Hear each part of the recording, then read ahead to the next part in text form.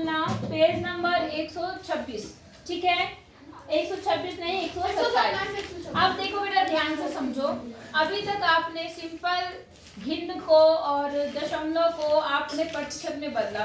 प्रतिशत में बदलने के लिए हमेशा क्या करते हैं, 100 है ना। अब जो सवाल आएंगे वो किस तरह के आएंगे, जिसे ध्यान से सुनो। इन्होंने एक एग्जाम्पल दे रखा है, एग्जाम्पल 8 है, उसमें क्या लिखा है देखो, रीना की माताजी ने बताया कि इडली बनाने के लिए 1 भाग उड़द की दाल और 2 भाग चावल की क्या होती है, आवश्यकता होती है। इडली जानते हैं आप, इडली इडली खाइए सबसे, वो ऐसे होती है छोटी छोटी, है ना, मतलब ऐसा लगता है, मतलब थोड़ा नमकीन सा रहता है, जैसा लगता है चावल में नमक डाल दिया। खाया आपने? तो यहाँ पर जो इडली बना रहे हैं, उस इडली को बनाने में क्या क्या लगाना पड़ता है, 2 भाग उसमें चावल होते हैं और 1 भाग और क्या होता है, उड़द की दाल होती है। सबको समझ आ गया? अगर कोई आपस में बात करता नजर आया तो मैं बहुत मारूंगी। 2 बच्चे मुझे दिख गए हैं, अगर अब वो दोबारा दिख गए तो मैं उन्हें बहुत मारूंगी, यहीं पे बुला के मारूंगी फिर। समझ आई बात? तो मैंने क्या बोला आपको, इडली बनाने के लिए आपको 2 चीजों की जरूरत है, 1 उड़द की दाल और 1 चावल। अब उड़द जो है वो क्या है, मान लो 1 कप ले लिया, और जो चावल है मान लो 2 कप ले लिया। बात समझ आ गई? तो अनुपात क्या बना इनका, बोलो, 1 और 2। कितना अनुपात बना, 1 और 2। नहीं आई बात समझ में?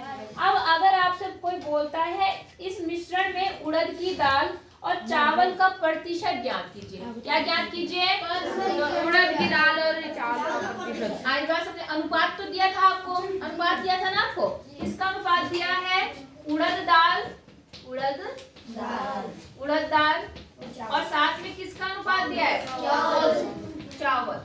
बात समझ आ गई? तो देखो उड़द की दाल अगर आपने, मैंने कहा 1 कप लिया, तो इसका कितना आपको लेना है, समझ आई बात? अगर आपने 1 कटोरी उड़द की दाल ली तो उसी से अगर आप नापेंगे तो 1 कटोरी अगर उड़द की दाल है तो 2 कटोरी चावल। आई बात समझ में? तो अनुपात कितने में, 1 और 2 का अनुपात है। अब आपसे पूछ लिया गया कि उस उड़द की दाल की का क्या प्रतिशत है और उस चावल का कितना प्रतिशत है। समझ आई बात? मतलब उस पूरे मिश्रण में जो इडली बनी है उसमें दाल कितने प्रतिशत है और चावल कितने प्रतिशत है, वो आपको निकालना है। सवाल समझ आया? किसमें बदल रहे हैं हम उसको, प्रतिशत। तो प्रतिशत में बदलने का फॉर्मूला याद रखना हमेशा, क्या, अनुपात, क्या, अनुपात बटे अनुपाती योग, क्या, बोलो, अनुपाती योग, अनुपाती और गुणा 100। तो किस प्रतिशत में बदलना है, इसलिए हमेशा कितने से गुणा करेंगे, 100। बात समझ आ गई कि नहीं आई? क्या फॉर्मूला है प्रतिशत में बदलने का, अनुपात बटे अनुपाती योग, अनुपाती योग गुणा 100। नहीं आई बात समझ? अब कैसे वो समझो। जैसे मान लो आपको उड़द की दाल का प्रतिशत निकालना है, किसका निकालना है, उड़द की दाल। आप लिखेंगे प्रतिशत, उड़द की दाल का प्रतिशत, क्या लिखेंगे, उड़द की दाल का प्रतिशत, दाल उड़द का प्रतिशत, दाल उड़द का प्रतिशत। तो अब यहाँ पर जो अनुपात है वो किसका आएगा, उड़द की दाल का। उड़द की दाल का अनुपात क्या है, 1। और नीचे मैंने क्या लिखा, अनुपाती योग, क्या लिखा, अनुपाती योग। अनुपाती योग का मतलब इनको सबको क्या करना है, जितने अनुपात होंगे उन्हें क्या करना है, जोड़ना है, योग करना है। तो इनको योग करके कितना आएगा, 3। और गुणा हमेशा कितने से करेंगे, 100 से। सवाल समझ आया? तो अब जब आप 3 से इसको भाग देंगे, कटेगा तो है नहीं, आपको क्या करना है, 3 से 100 को क्या करना है, भाग। तो देखो 3 तिया 9, 1 आ गया, 0 आ गया, फिर 3 तिया 9 आ गया, 1 आ गया।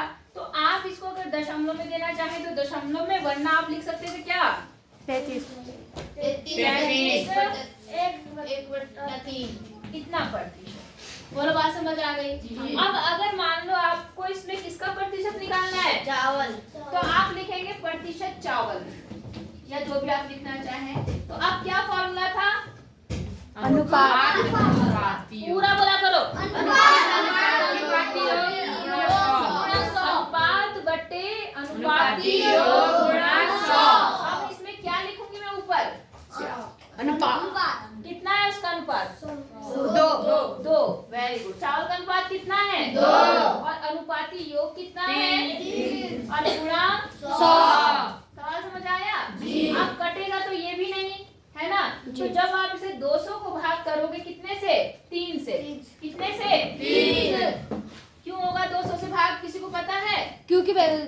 क्योंकि देखो ऊपर से नीचे कटता है। हाँ जी। ये भी नहीं कट रहा, ये भी नहीं कट रहा, ये भी नहीं कट रहा। हाँ जी। तो इसका मतलब ये दोनों आपस में गुणा होंगे और 3 से क्या होगा? कट जाएंगे। तो यहाँ पर क्या बना? 200 और बटे कितना?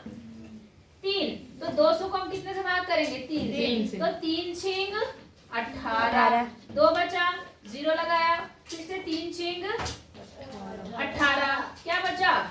2 तो बचा। क्या लिखेंगे? 66 सही 2/3 प्रतिशत। इसका मतलब उस मिश्रण में उड़द की दाल जो है वो 33 सही 1/3 भाग है, प्रतिशत है, और जो चावल है वो 66 सही 2/3 प्रतिशत है। प्रतिशत है, भाग नहीं। बोलो बात समझ आई या नहीं आई? पक्का बोला करो। कोई दिक्कत है यहाँ तक? तो ऐसे सवाल हो जाएंगे नहीं हो पाएंगे? हो जाएंगे।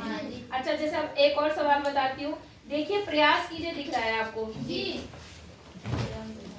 इसमें जब 100 तब आता है जब कुल नहीं दिया होगा। अब जैसे यहाँ पे तीसरा सवाल देखो, सॉरी प्रयास कीजिए, दिख रहा है आपको? इसमें जो दूसरा सवाल है पहले हम उसको देखते हैं। यदि किसी त्रिभुज के कोणों का अनुपात 2:3:4 है, सवाल समझ आया?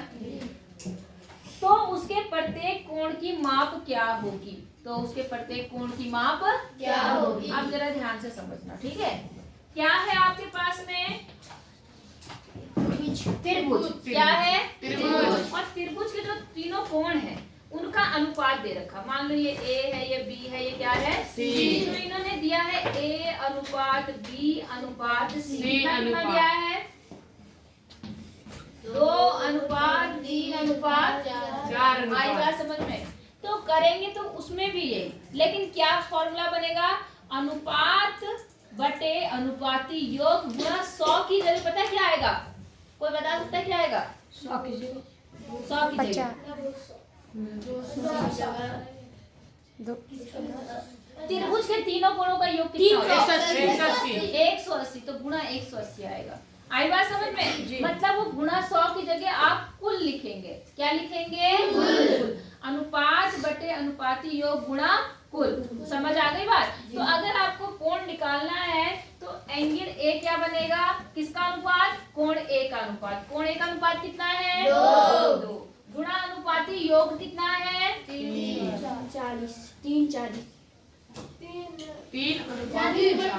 अरे अनुपाती योग कितना? योग 140 हे भगवान 40। अनुपात का योग, अनुपाती नौ। योग, अनुपात का नौ योग जी। कितना है? 9।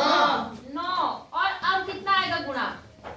180। क्यों? क्योंकि टोटल कोण जो होता है वो कितना होता है? 180। अब समझ आया कि नहीं आया? अब काट दो। 9 कम 9, 9 दूनी 18 और 0 भी था, और 20 को 2 से गुणा करोगे तो कितना बन गया? 40। कितना आया? 40। कितना आया? 40। इसका मतलब एक कोण जो है वो कितना आ गया? 40 आ गया। आई बात समझ में? आप कोण बी बताते हैं। कौन बताएगा बी कोण कैसे निकालेंगे? बोलो। पहले क्या लिखो? कोण। हाँ, क्या लिखो? 3। और बटे क्या लिखो? और फिर क्या लिखो? 180 गुणा 180। ठीक है, फिर से ये कट जाएगा तो यहाँ कितना आएगा? 20 आ गया। 20 को 3 से गुणा करेंगे कितना आएगा? 60। समझ आया नहीं आया? अब कोण सी कैसे निकाल लूं? 40 नहीं है बेटा, 4 बचे 9 गुणा 180। और फिर ये इससे कटेगा तो 20 20 आएगा। इसको गुणा 80। 80। बोलो बात समझ आई? अब आपको अपने उत्तर चेक करना है तो देखो तीनों जोड़ के कितना बनना चाहिए? 180। देखो ये 40, 60 और 80 मिलके कितना बन गया? 180। बोलो सवाल समझ आया कि नहीं आया? आया? उतारना है? उतार लो फिर आगे बताती हूँ। बात अच्छे समझ में आ गई। अगर प्रतिशत में बदलना है, कितने में? प्रतिशत। तो क्या करना पड़ेगा? 100 से हमेशा गुणा होगा 100। ठीक है? और अगर प्रतिशत में नहीं बदलना है तो आपका क्या काम करना है? अगर आपको कुल माप निकालना है तब यहाँ पर कुल करना, तब यहाँ पे क्या करना? अभी देखो आपने मतलब उसका मान निकाला, A का मान, B का मान, C का मान, आपने प्रतिशत नहीं निकाला है। आपने क्या नहीं निकाला? अगर आपको प्रतिशत पूछता तो आप यहाँ 180 की जगह कितना लिखेंगे? 100। समझ आया? प्रतिशत में हमेशा क्या दिमाग में बिल्कुल अच्छे से बिठा लो, प्रतिशत में बदलने का मतलब 100 से गुणा। प्रतिशत हटाने का मतलब 100 से भाग। याद रहेगा? ठीक है। अब बेटा अगली चीज पढ़ो, मतलब अगली चीज समझो कि क्या मैं बता रही। एक चीज होती है बढ़त और एक चीज होती है घटत। घटत मतलब जानते हो? घटाना। घटत मतलब घटना, घटना और बढ़त मतलब बढ़ना। बढ़ना। या अगले में ये लाभ और हानि करके भी आएगा अगले में। सूत्र सब में एक ही होता है, बस दिमाग में बिठाना आपको। जैसे मान लो आपकी क्लास में कुछ बच्चे हैं, मान लो आपकी क्लास में 35 बच्चे। कितने बच्चे हैं? 35। कितने बच्चे हैं? 35। पहले जो बच्चे थे वो कुल कितने थे? 35 थे। बात समझ आ गई? अब क्या हो गया, कुछ नए एडमिशन आ गए तुम्हारी क्लास में, तो मान लो आपकी क्लास में 5 बच्चे क्या आ गए? एडमिशन नए आ गए, है ना? 5 बच्चे क्या आ गए? नए आ गए। बात समझ आ गई? तो नए बच्चे कितने आए आपके पास में? 5 आ गए। बढ़त। तो अब बच्चे बढ़े या घटे? बढ़े, है ना? तो अब मुझे ये बताओ कि अगर आपसे कोई ये पूछे कि कितने प्रतिशत आपका क्या है बढ़त हुई, तो बता दोगे? कैसे बताएंगे कि कितने प्रतिशत बच्चे बढ़े? वो हम देखते हैं। सवाल समझ में आया या नहीं आया? पहले बताओ। आया। क्या था? पहले कुल कितने बच्चे थे? 35। ठीक है। कितने नए आ गए? 5। अब कितने परसेंट बच्चे बढ़ गए हम वो निकालते हैं। तो प्रतिशत वृद्धि या प्रतिशत बढ़त या प्रतिशत घटत, दोनों के लिए एक ही चीज याद रखना। मेरी बात समझ आ गई?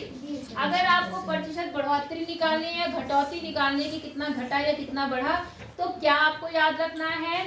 ऊपर लिखना है जितने बढ़े या जितने घटे। बात समझ में आई? क्या लिखना है ऊपर? बढ़े, बढ़त और नीचे या घटत। जितने घटे वो लिखो या जितने बढ़े वो लिखो। नीचे है कुल, नीचे क्या है? कुल। और गुणा क्या होगा? 100। हमेशा याद रखना। आप देखो यहाँ पर कैसे, यहाँ पर कितने बच्चे बढ़े? 5। तो यहाँ ऊपर कितना आएगा? 5। और कुल कितने थे? 35। अब गुणा 100। अगर आप इसको सॉल्व कर लोगे तो आपका जो आंसर आएगा उतने परसेंट बच्चे क्या हो गए? बढ़ गए।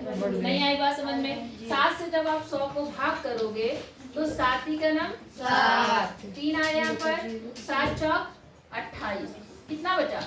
14 सही 2/7। इसका मतलब 14 सही 2/7 प्रतिशत बच्चे क्या हो गए? बढ़ गए आपकी क्लास में। आई बात समझ में कि नहीं आई? आएगी। अब जैसे यहाँ पर एक आध सवाल दे रखी है वो समझो। जैसे मान लो यहाँ क्या लिखा हुआ, देखो यहाँ क्या है, एक सवाल दे रखा कि किसी देश में पिछले 10 वर्षों से अशिक्षित संख्या 150 लाख से घटकर 100 लाख रह गई। सवाल समझ आया? किसी देश का सर्वे हुआ, जैसे जनगणना होती है ना, तो वैसे जैसे अभी जनगणना स्टार्ट हो रखी है, तो अभी तो केवल आपके मकान भवन की जनगणना होगी, फिर व्यक्ति की जनगणना होगी, कितने पढ़े लिखे हैं, कितने अनपढ़ हैं, कितने नौकरी कर रहे हैं, कितने छोटे हैं, कितने बड़े, ऐसी सारी जनगणना। ठीक है ना?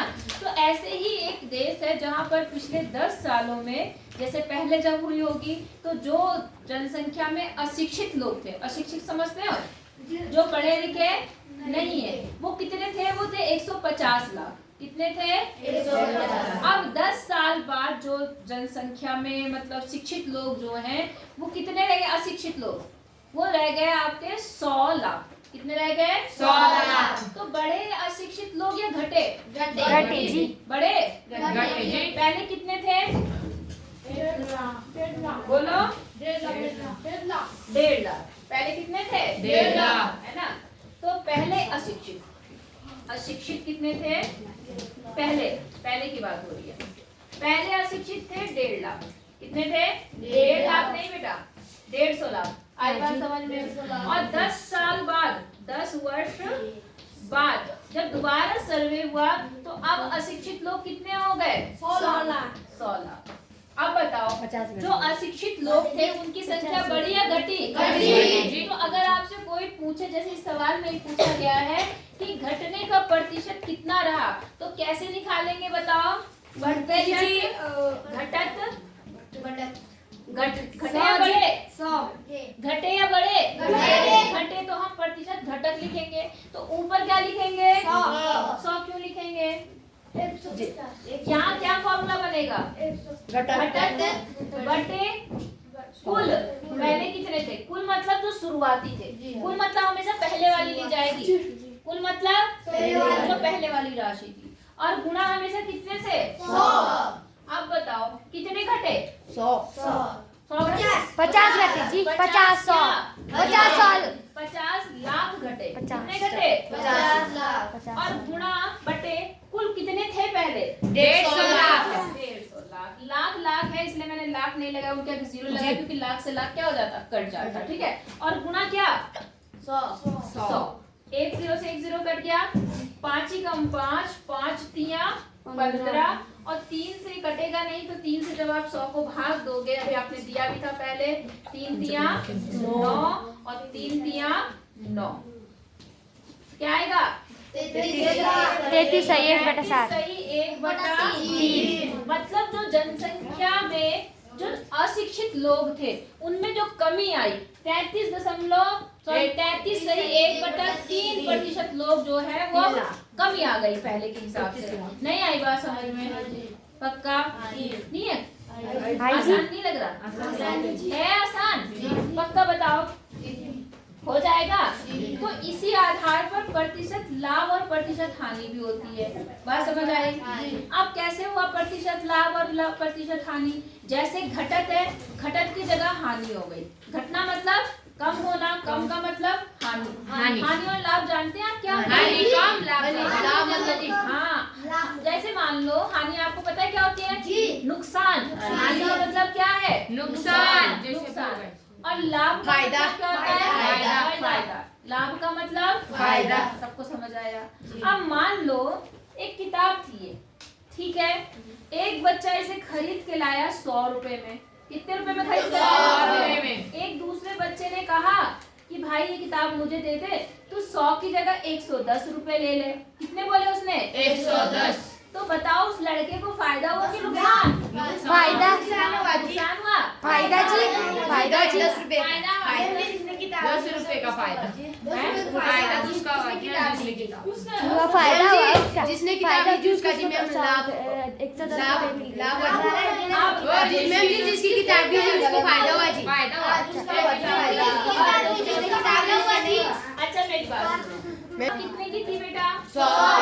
किताब थी आपकी 100 रुपए की। कितने रुपए की? 100। और उस बच्चे ने किताब कितने में बेची? 110। बेची उसने 110। अब बताओ उसे फायदा हुआ कि नुकसान? सृष्टि तुम कैसे कही थी कि नुकसान हुआ? फायदा हुआ जी। जिसका नाम मैंने अरुण कर लिया, अरुण ने 100 में खरीदी और अरुण ने ही किसी दूसरे को बेची, तो अरुण को फायदा हुआ या नुकसान? कितने रुपए का? 10। अब आपसे कोई पूछे कि प्रतिशत फायदा कितना हुआ, तो क्या होगा? वही सेम चीज, प्रतिशत लाभ हुआ कि हानि? लाभ। लाभ। अगर यहाँ लाभ होगा तो लाभ लिखेंगे, हानि होगा तो हानि।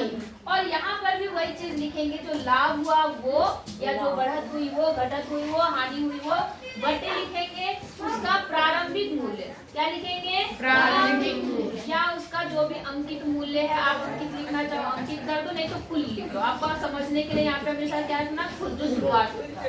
और गुणा कितना? 100। तो देखो लाभ उसे कितने रुपए का हुआ? 10 रुपए का। और उसकी कीमत कितनी थी? 100 रुपए। और गुणा 100। अब 100 से 100 क्या हो गया? कट गया। कितना प्रतिशत लाभ हुआ? 10 प्रतिशत। इसका मतलब अरुण को कितने प्रतिशत लाभ हुआ? 10%। 10 रुपए ज्यादा वो सूट खरीदने गए। क्या खरीदने गए? सूट। उस सूट की कीमत 500 जो रुपए। दुकानदार ने जो खरीदी, किसने? दुकानदार ने खरीदी। जो दुकान में आया वो सूट, मान लो वो था आपका 300 रुपए का। कितने रुपए का? 300। अब दुकानदार के पास एक महिला आई, उसने कहा भाई मुझे सूट दे दो। तो दुकानदार ने 500 क्या में करा दे रहा। कि ठीक, दुकानदार ने कहा भाई मैं तो इससे फायदा ही कमाऊंगा। उसने क्या करा, उसको बेचा, विक्रय मूल्य, विक्रय मतलब जो बेचा हुआ मूल्य होता है, ठीक है ना। उसने उसको 350 रुपए में बेच दिया। कितने रुपए में बेच दिया? 350। दुकानदार को फायदा हुआ नुकसान? फायदा। कितने रुपए का? 50। अब आपसे कोई पूछे जो उसे लाभ हुआ वो कितना प्रतिशत हुआ, तो क्या लिखेंगे? 50 और नीचे क्या लिखेंगे? 300 300। और यहाँ पे क्या लिखेंगे? 100 2 जीरो से 2 जीरो कट गया। अब आप 50 से 3 को क्या कर दो? भाग गुणा। भाग कम 3 2 आया, 3 छेक 18, 3 छेक 18 और ये क्रम चलता रहेगा क्योंकि 2 है, 2 चलता रहेगा। तो इसका मतलब 16 सही 2/3% दुकानदार ने लाभ कमाया। नहीं आई बात समझ में? मजे आया जी कि नहीं आया? आपको 128 पे दिख रहा है आपको?